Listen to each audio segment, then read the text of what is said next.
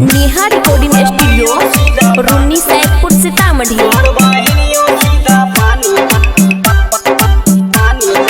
DJ Vikas Riga Sitamarhi.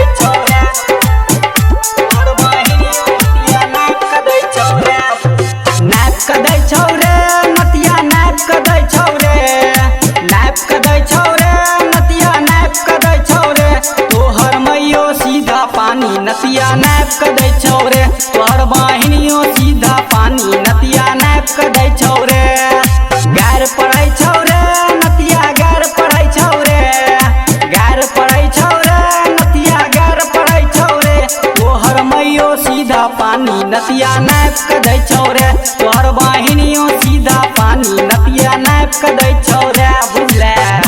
तोहर मैयो सीधा पानी तोहर बहिनियो सीधा पानी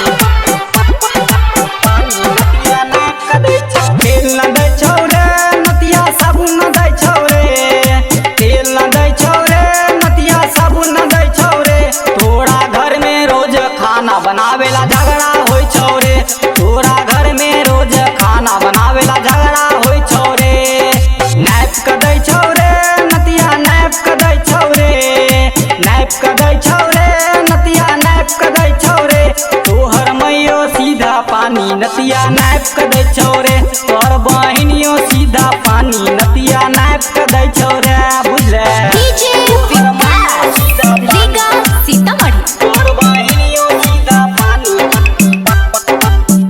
नतिया Neha recording studio Runni Saidpur Sitamarhi.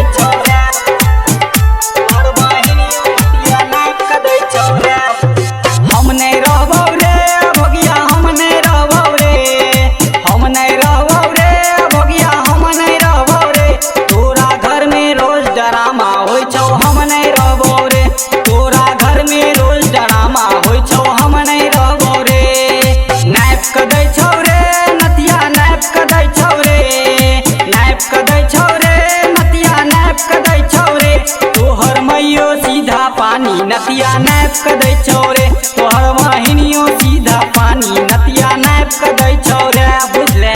DJ Vikas Riga Sitamarhi. तोहर बहिनियो सीधा पानी